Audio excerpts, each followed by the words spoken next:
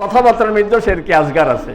কি উপরে আল্লাহ আছে, নিচে আপনারা আছেন, বলি না আমরা, উপরে আল্লাহ আছে, নিচে আপনারা আছেন। এই আপনারা একটু চাইলে তো আমার কাজটা হয়ে যাবে।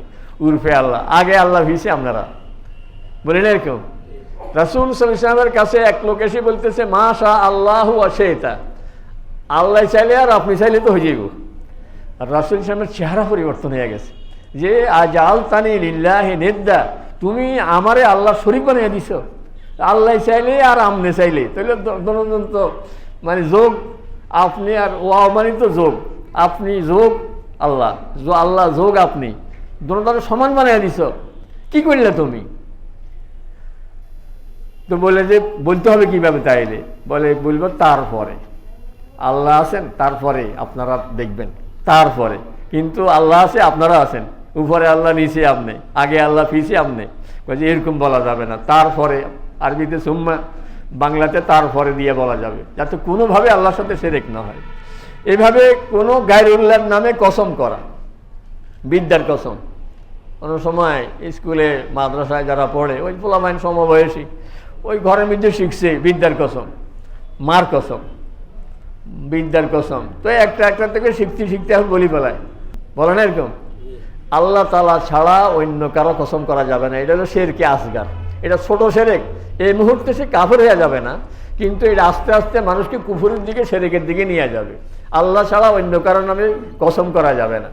সর্বপ্রথম শিরক শুরু হয়েছে নূহ আলাইহিস সালামের জমানায়, কারণ আদম আলাইহিস সালাম থেকে নূহ আলাইহিস সালামের জমানা পর্যন্ত 10 সিঁড়ি পার হয়ে গেছে, 10 কুরুন, 10টা সিঁড়ি পার হয়ে গেছে। আর 10 সিঁড়ি মানে তখন হাজার হাজার বছর চলে গেছে, কারণ সেই সময় এক সিঁড়ি থেকে আরেক সিঁড়ি বয়স তো এক এক গ্রুপের 1000 বৎসরের মতো, 900 বৎসরের মতো বয়স। এই জন্য হাদিসে আসছে যে 10 সিঁড়ি পার হয়ে গেছে, এর মধ্যে কোনো শিরক করে নাই।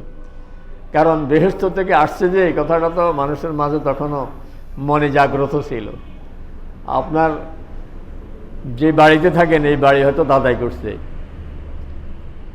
আপনার সন্তানরা এটা বুঝেও না। কেউ জিজ্ঞাসা করলে তোমাদের পুরান বাড়ি কোথায়, পুরান বাড়ি, এটাই তো আমাদের পুরান বাড়ি। কিন্তু আপনি জিজ্ঞেস করলে আপনি বলেন যে হ্যাঁ আমাদের বাড়ি ছিল আগে কুশাখালী বা রামগতি অথবা নোয়াখালীর ওই সাইডে, আমরা লক্ষ্মীপুর চলে আসছি, আপনি জানেন, কিন্তু বাচ্চারা জানে না। এরকম কয়েক সিঁড়ি পার হয়ে গেলে তো আর মনে থাকবে না। তো আদম আলাইহিস সালাম তো জান্নাত থেকে বের হয়ে আসছেন যে ওনার 10 সিঁড়ি পর্যন্ত এই কথাটা মনে ছিল, কারণ শয়তান কি চক্রান্ত করে বেহেশত থেকে বের করে দিয়েছে, এই কথাটা সবার মনে জাগ্রত ছিল। এই জন্য শয়তানের ফাঁদে পড়তে মানুষ খুব হুঁশিয়ার ছিল। আল্লামা ইকবাল মারহুম যে শেকওয়া লিখছিলেন কিছু নালিশ, আর নালিশ হলো আল্লাহ তাআলার বিরুদ্ধে, আল্লাহর বিরুদ্ধে নালিশ লিখছে উনি, যে আল্লাহ তাআলা, আমরা মুসলমানরাই তো সেজদা দিই, আল্লাহ আল্লাহ জিকির তো আমরাই করি, নামাজ রোজা করলে আমরাই করি, কিন্তু বিপদ সব, তুফান সব, ঝড় সব আমাদের উপর দিয়ে, আর যারা সেজদা কোনোদিনও দেয় না এদের কিছু হয় না। মানে এরকম একটা কবিতা উনি লিখছেন, যে দুনিয়ার সব সুখ শান্তি তাদের, আর যত কষ্ট দুঃখ সব আমাদের। এইটা বলি বলি একটা কবিতা লিখছেন উনি। তখন সারা দুনিয়া একটা ঝড় উঠছে যে কে রে এই লোক, আল্লাহর বিরুদ্ধে লাগছে, আল্লাহর বিরুদ্ধে কবিতা লেখে কে এই লোক। তো উনি প্রথম যে কবিতাটা লিখছেন এটার নাম দিয়েছেন শেকওয়া। শেকওয়া মানে নালিশ, শেকায়াত মানে নালিশ, আল্লাহর বিরুদ্ধে নালিশ। তো পরে চুপ করে রয়েছেন কয়দিন, দেখি দুনিয়া কি হয়। সারা দুনিয়া হয়েছে শুরু হয়ে গেছে। এরপরে আবার এটা জবাব লেখা শুরু করছেন। যখন জবাব লেখা শুরু করছে তো সবাই বুঝছে যে আমরা বুঝি নেই বেচারা মতলব। বেচারা তো ঠিকই বলছে যে, মানে প্রথমে বলি এরপরে বলছে যে ও মুসলমান, তোমাদের উপর আল্লাহর রহমত হবে কি করে, তোমরা কি সেই রাসূল সাল্লাল্লাহু আলাইহি ওয়াসাল্লামের আদর্শে আসো, সাহাবায়ে কেরামের আদর্শে আসো, এই বলা শুরু করছেন পরে। কিন্তু প্রথমেই জবাব লিখতে যায় যে কবিতাটা, যে কথাটা উনি লিখছেন সেটা লিখছে, মেরে সাকবে কো কুছ সমঝা তু রিদওয়ান সমঝা, মুঝে জান্নাত সে নিকালা হুয়া ইনসান সমঝা। একটা লোক রাস্তায় দাঁড়াইয়া খুব চিৎকার দেয়, পাগলের মতো বকে।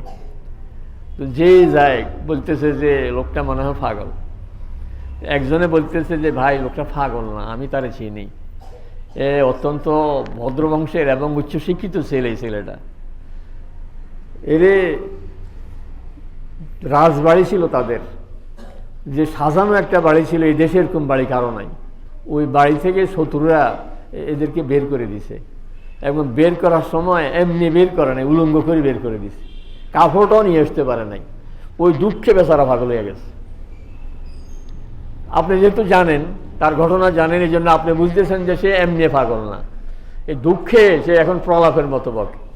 তো আল্লামা ইকবাল মারহুম বলতেছে, আমার দুঃখটা কেউ বুঝতে পারে নাই, কিন্তু রেদওয়ান ফেরেশতা তো বেহেশতের যে পাহারাদার ফেরেশতা, রেদওয়ান ফেরেশতা, ওই ফেরেশতা তো দেখছে আমি যে দুনিয়াতে কেমনে বাইরে হয়ে আসছি। আমার আব্বা আম্মারে শয়তান উলঙ্গ করে বাইর করে দিছে। আব্বা আম্মা আসার সময় বেহেশতের যে পোশাক ছিল ওই পোশাকটাও পরে আসতে পারে নাই, এবং বেহেশতের ফাতা দিয়ে কোনো রকম লজ্জাস্থান ঢেকে দুনিয়াতে আসছে। অতফেকা ইয়াকসেফান আলাইহিমা মি ওয়ারাকিল জান্নাহ, জান্নাতের বেহেশতের ফাতা দিয়ে কোনো রকম লজ্জাস্থান ঢেকে তারপরে দুনিয়াতে আসছে। তো রেদওয়ান ফেরেশতা এই দৃশ্যটা দেখছে, এই জন্য আল্লামা ইকবাল মারহুম বলতেছে, আমার এই নালিশ রেদওয়ান ফেরেশতাই বুঝতে পারছে। কারণ মুঝে জান্নাত সে নেকালা হুয়া ইনসান সমঝা, আমি যে কোন চক্রান্তে জান্নাত থেকে কি অবস্থায় বের হয়ে আসছে এটা সে দেখছে, এই জন্য আমার দুঃখটা সে বুঝছে। কারণ আমার আওয়াজ পৃথিবীর মানুষের কাছে যখন পৌঁছে গেছে বুঝে নাই, আকাশ বাতাসে কেউ বুঝে নাই, আসমানে গেছে ফেরেশতারা বুঝে নাই, দ্বিতীয় আসমানের ফেরেশতারা বুঝে নাই, 7 আসমান ছেদ করে যখন বেহেশতের মধ্যে যায় আমার আওয়াজ লাগছে, তখন রেদওয়ান ফেরেশতায় আওয়াজ শুনি বুঝছে যে রে এটা মানুষের আওয়াজ না, আর এই মানুষ কেন কাঁদে, কেন চিৎকার দেয়, ও সে তো বেহেশত থেকে এইভাবে বের হয়ে গেছে। এই জন্য শয়তান আমাদের পিছনে লেগেই আছে যেন ওই জান্নাতে আর যেতে না পারি। তো রাসূল সাল্লাল্লাহু আলাইহি ওয়াসাল্লাম বলেন, আদম আলাইহিস সালাম থেকে শুরু করে 10 সিঁড়ি পর্যন্ত, যেহেতু সবাই জানে যে আব্বাকে বের করে দিয়েছে জান্নাত থেকে, এই শয়তানের কথা মানা যাবে না। শয়তান তো চায় আমি যেন জান্নাতে যেতে না পারি। নূহ আলাইহিস সালামের জামানায় এসে আস্তে আস্তে ধোঁকা দেওয়া শুরু করছে। আমি যে মাঝে মধ্যে বলি যে শয়তানি মিঠাই লাগায়, শয়তানদের বলে যে তুমি মানুষের মধ্যে ঝগড়া লাগাস কেমনে, কত মিঠাই দেওয়া, কত মিঠাই দাও আমার কাছে, একটু গুড় দাও, আমি কিভাবে ঝগড়া লাগাই। তো ওয়ালের মধ্যে গুড় লাগাই দিছে, গুড় লাগানোর সাথে সাথে মাছি আসছে, মাছি আসাতে টিকটিকি আসছে মাছি ধরার জন্য, আবার টিকটিকি খাওয়ার জন্য বিড়াল আসছে, বিড়াল দেখি আবার কুকুর আসছে বিড়ালকে আক্রমণ করার জন্য। তো বিড়াল একজনের ঘরের, কুকুর আরেকজনের ঘরের, এই ঘরের কুকুর ওই ঘরের বিড়াল যখন লাগছে তো ঘরওয়ালারা লাগিয়ে গেছে, এই ঘরওয়ালা ওই ঘরওয়ালা যে তোমাদের কুকুর আমাদের বিড়ালকে এইভাবে আঁচড় দিছে বা তার শরীরে ক্ষত করে দিছে, এই ঘরে ঘরে মারামারি লাগিয়ে গেছে। তো শয়তান কয় আমি তো মিঠাই কদ্দুর লাগাই দিই, শুধু মিঠাই লাগাই আমি চুপ করে বসে থাকি, যা করার এরপরে অটোমেটিক হইতেই থাকে। তো শয়তান মিঠাই লাগাইছে কীভাবে, وقالوا لا تذرن ودا ولا سواعا ولا يغوث ويعوق ونسرا। নূহ আলাইহিস সালামের যুগের বড় বড় 5 জন বুজুর্গ ছিলেন নূহ আলাইহিস সালাম আসার আখ্যান দিয়া, ওয়াদ, সুয়া, ইয়াগুস, ইয়াউক, নসর।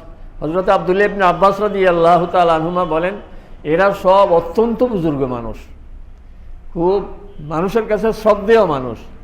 শয়তান এসে এদেরকে ধোঁকা দিছে, মানুষকে বুঝাইছে যে আরে এদের ছবিটা ঘরের মধ্যে ঝুলিয়ে রাখো, ঝুলিয়ে রাখলে নামাজের সময় হয়ে গেলে ওই ছবির দিকে তাকাইলে তোমার মনের বারে হুজুর চাইয়ারিস আমার দিক, শরম লাগে, নামাজ না পড়ি কেমনি, হুজুর কত নামাজের জন্য আমাকে ডাকতেন, এখন হুজুর চেহারা দেখলে আল্লাহর ভয় চলে আসবে, নামাজের দিকে যাওয়া শুরু করবে, কাজে ছবিটা ঘরের মধ্যে লাগাইয়া রাখো।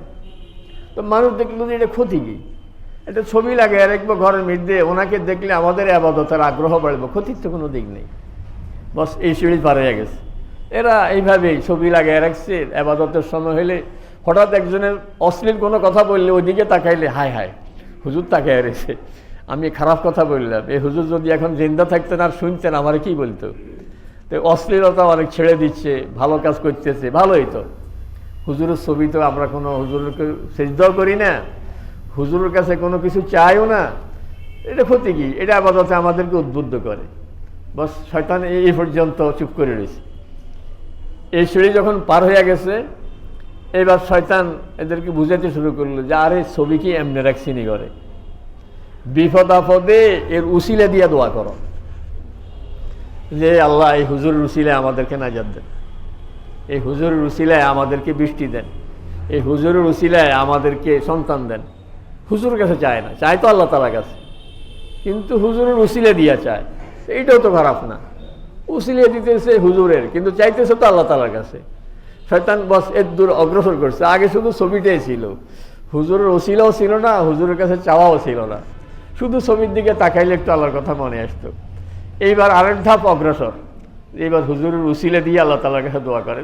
শয়তান বলতেছে, বুঝাই দিছে যে এটা তো খারাপ না, আর মানুষও ভাবতেছে যে এটা তো খারাপ না, হুজুরের কাছে তো চাই না, উসিলা দিতেছি।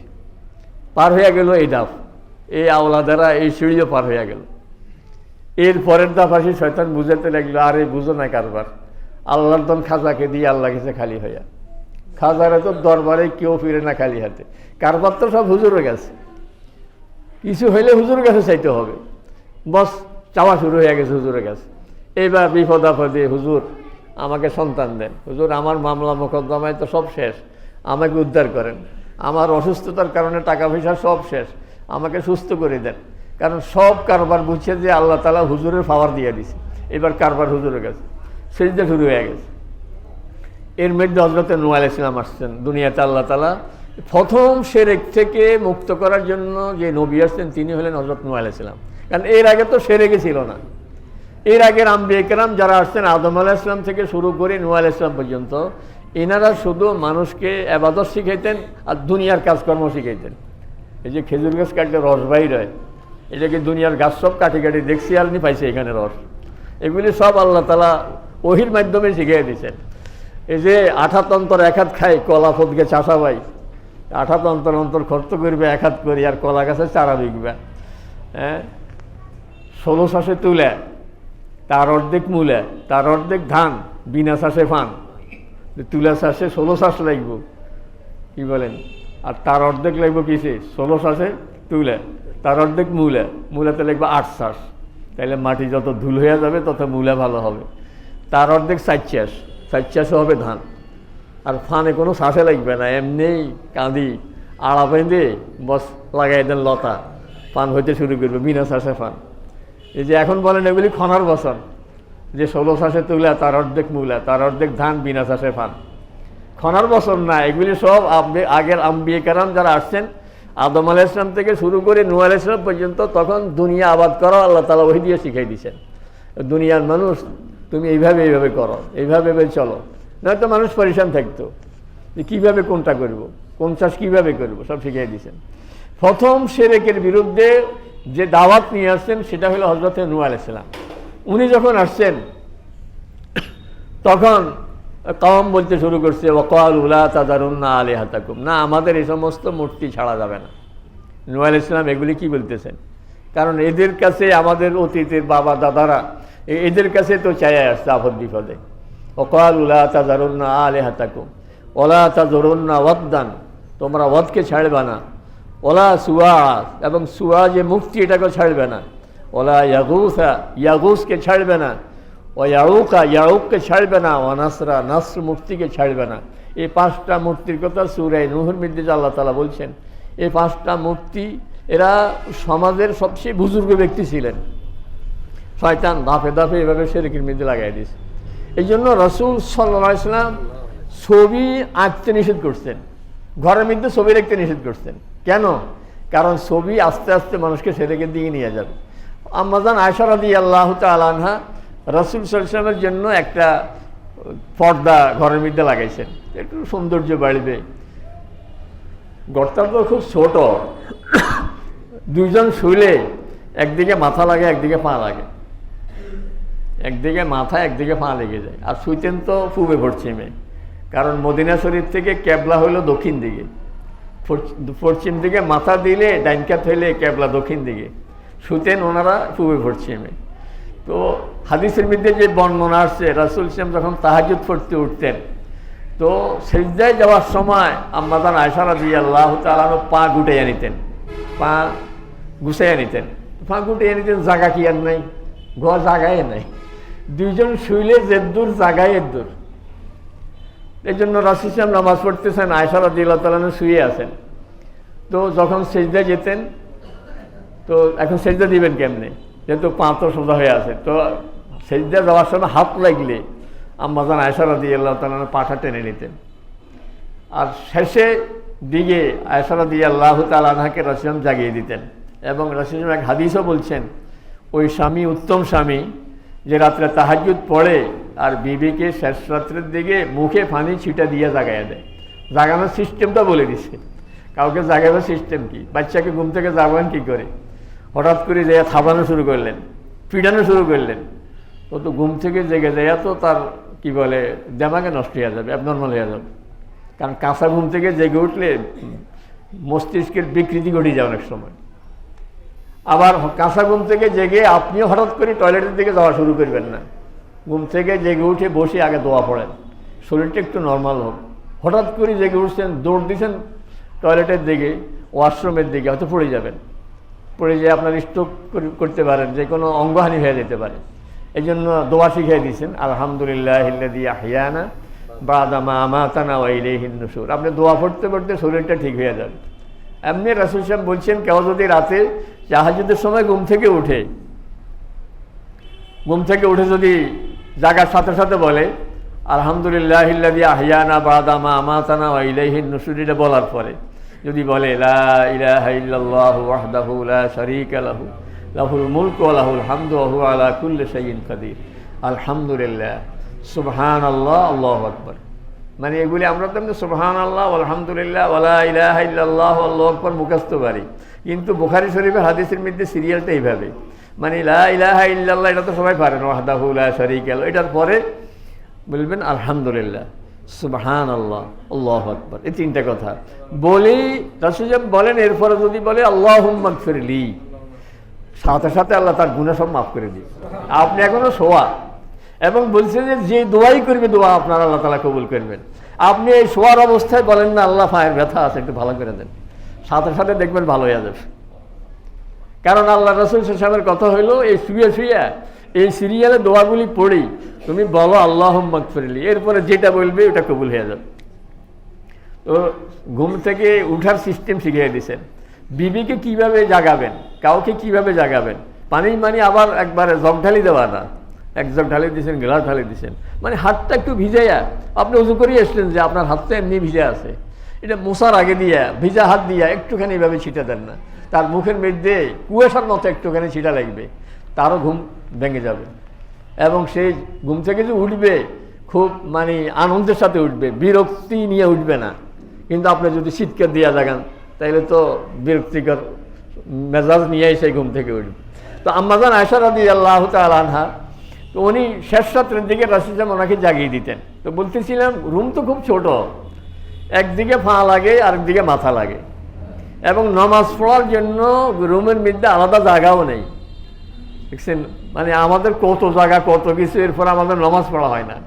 আর ওনারা কত কষ্ট করে নামাজটা পড়তেছেন, তাহাজ্জুদ পড়তেছেন। রাসূল সাল্লাল্লাহু পড়তেন তো পড়তেন, কোনো কোনো সময় এমন হইতো যে এক রাকাতে 5 পারা পড়ছেন, এক রাকাতে 5 পারা।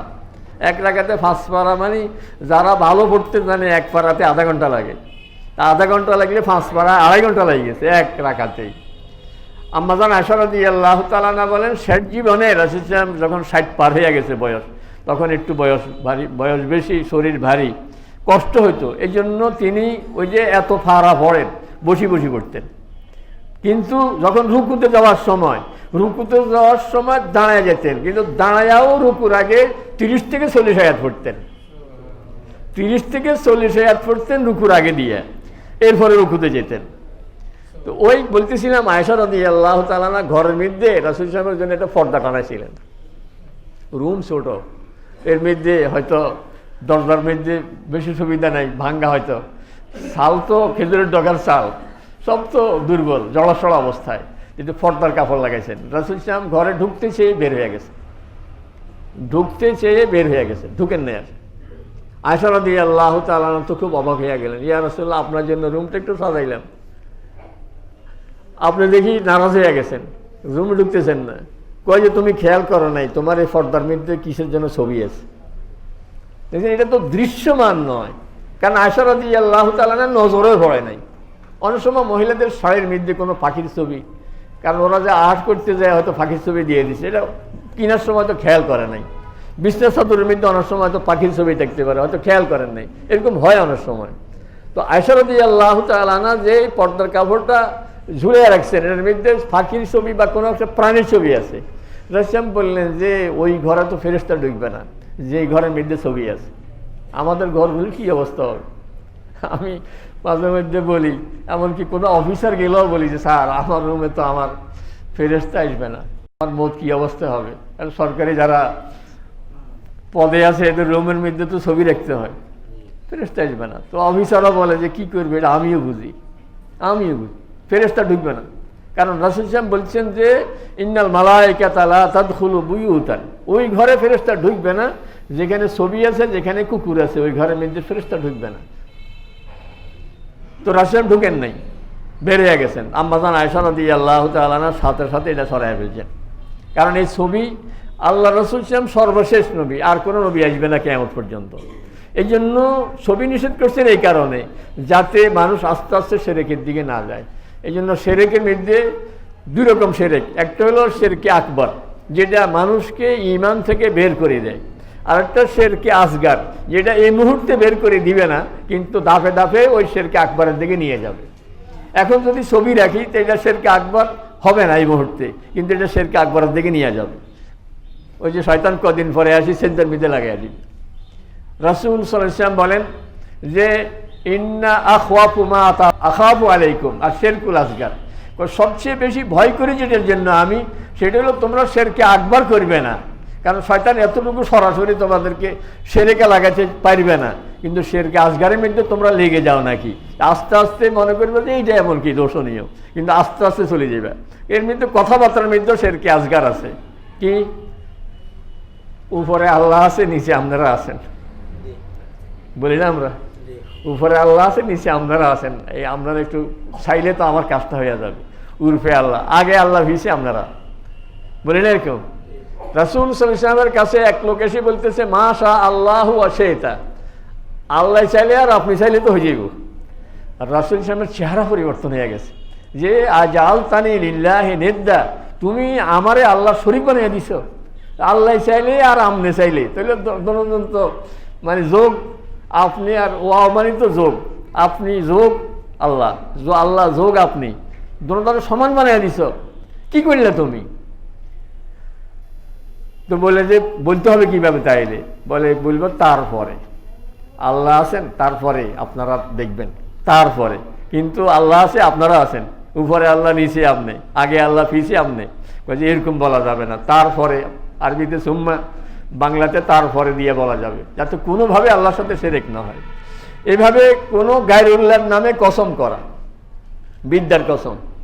কোনো সময় স্কুলে মাদ্রাসায় যারা পড়ে, ওই পোলামাইন সমবয়সী, ওই ঘরের মধ্যে শিখছে বিদ্যার কসম, মার কসম, বিদ্যার কসম। তো একটা একটা থেকে শিখতে শিখতে এখন বলি পেলায় বিদ্যা, কসমও বলে না, বিদ্যা আসলে সত্য নেই, বিদ্যা মানে বিদ্যার কসম বলে না এরকম।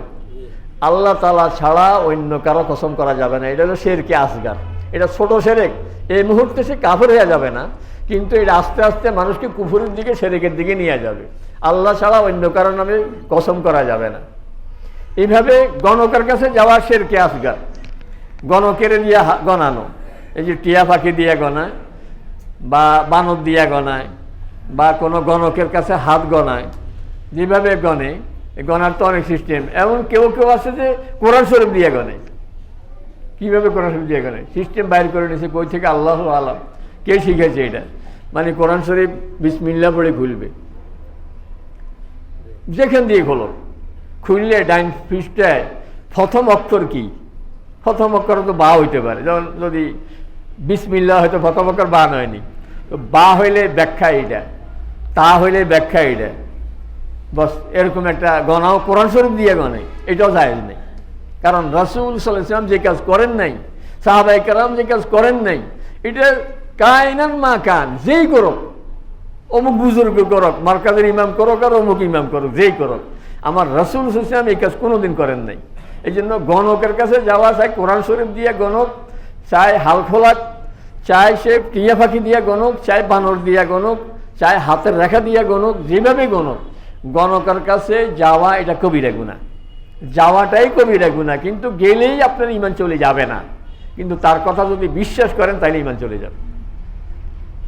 গেলেই ইমান চলে যাবে না, কিন্তু যাওয়াটা হলো শিরকে আসগার, কারণ এটা ছোট শিরক, কারণ বড় শিরকের দিকে নিয়ে যাবে। তো বলেন যে শিরক তো এমন একটা মারাত্মক রোগ, আপনি যেগুলি মারাত্মক রোগ, এটার জন্য আপনার হলো গ্যাস্ট্রিকের ব্যথা, কিন্তু আপনি ভয়ে পড়ে যেতেছেন যে কি জানি আমার হার্টের সমস্যা নিয়ে মাঝে মধ্যে ব্যথা উঠে গেল, আপনি পেরেশান হয়ে গেছেন। এখন লক্ষ্মীপুরের ডাক্তার বলে আপনার গ্যাস্ট্রিকের ব্যথা, আপনি চলে যেতেছেন ঢাকায়, যে না আমার কেমন কেমন ভয় লাগে, কারণ হার্টে অমুক মারা গেছে, আমার বাবা মারা গেছে, আমার চাচা মারা গেছে, এরকম সমস্যা, আমার ব্যথা মাঝে মধ্যে উঠে, মনে হয় আমার এটা হার্টের ব্যথা। তা আপনি হার্টের সমস্যাটা বড় সমস্যা আপনি বুঝেন দেখি, অন্য ব্যথা হইলেও আপনি চিন্তা করে গেছেন। ইব্রাহিম আলাইহিস সালাম যিনি নিজে মূর্তি ভাঙিয়ে ফেলছেন নবী হওয়ার আগেই, ছোটবেলায় মূর্তি সব ভাঙিয়ে ফেলছেন, উনি নিজেই কিরকম পেরেশান শিরক সম্পর্কে কি বলতেছেন, রব্বি জাল হাযাল বালাদা আমিনা ওয়াজনুবনি ওয়া বানিয়া আন না'বুদাল আসনাম। মক্কা শরীফে উনি দুইটা দোয়া করছেন, এক হলো যখন ইসমাইল আলাইহিস সালাম এবং হাজারা আলাইহিস সালামকে রেখে যাচ্ছিলেন, তখন মক্কা শরীফ কোনো শহরে হয় নাই, তখন তো একবারে অনাবাদ, শুধু আল্লাহর ঘর এখানে ছিল, আল্লাহ তাআলা জানাইয়া দিয়েছেন, ঘরটাও ছিল না, কারণ নূহ আলাইহিস সালামের তুফানে ঘর যে ধ্বংস হয়ে গেছে, ইব্রাহিম আলাইহিস সালামের সময় ঘরটা ছিল না। ইসমাইল আলাইহিস সালাম হাজরা আলাইহিস সালামকে আল্লাহ তাআলার নির্দেশে ওই ঘরের চিহ্নিত জায়গা যেটা আল্লাহ তাআলা জানাইয়া দিয়েছেন, ওখানে রেখে বলতেছেন রব্বানা ইন্নী আসকানতু মিন যুররিয়াতি বিওয়াদিন গায়রি যি জারইন, আল্লাহ আমার ছেলেকে আমার বিবিকে একটা সম্পূর্ণ অনাবাদ এলাকায় রেখে যাচ্ছি আপনার নির্দেশে, ফাজাল আফিদাতাম মিনান নাস তাহবি ইলাইহিম, আল্লাহ গোটা দুনিয়ার মানুষের মন বাইতুল্লাহ মুখী করে দেন। কি বলে আপনাদের মন চায়নি বাইতুল্লাহ যেতে, মক্কা শরীফ যেতে মন চায় না? যদি আমরা ওপেন থাকতো তাহলে এর মধ্যে অনেকে এই মধ্যে 6 মাস 1 বছরের মধ্যে অনেকে যাইও আসতেন, অনেকে পাসপোর্ট রেডি করে ফেলছেন, যেতে পারেন নাই, আসেন না এরকম। এই যে দোয়া করছেন ইব্রাহিম আলাইহিস সালাম, তাহলে এই দোয়াটা ছিল বাইতুল্লাহ শরীফ এবং জায়গা আবাদ হওয়ার আগে, তখন একবার অনাবাদ এলাকা, এই জন্য বলছে রব্বি জাল হাজাল বালাদা বলেন, হাজা বালাদা নাম, এই জায়গাটাকে শহরে পরিণত করেন। এরপরে ইসমাইল আলাইহিস সালাম যখন একটু বড় হইলেন, মানুষ চতুর্দিক থেকে এসে পানির কারণে, জমজমের পানির কারণে এখানে বসবাস শুরু করে দিয়েছেন, তখন যাইয়া দেখে যে এটা আবাদ হয়ে গেছে, তখন বলতেছে রব্বি জাল হাজাল বালাদা, আল্লাহ এই শহরটা, এবার তো শহর হয়ে গেছে, বলতেছে আল্লাহ এই শহরটাকে আপনি নিরাপদ করে দেন, আর ওয়াজনুবনি ওয়া বানিয়া আন না'বুদাল আসনাম, এ আল্লাহ আমি যেন জীবনে শিরক না করি, এই লোকটি শিরক করব। উনি নিজের হাতে মূর্তি ভাঙছেন নবী হওয়ার আগেই, কিন্তু উনি নিজের জন্য ভয় করতেছেন, কে জানি কোনোভাবেই শিরকে লেগে যাই নাকি আমি, আমাকে আমার সন্তানদেরকে আল্লাহ এই মূর্তি পূজা থেকে, শিরক থেকে আল্লাহ আমাকে আমার আওলাদদেরকে হেফাজত করেন।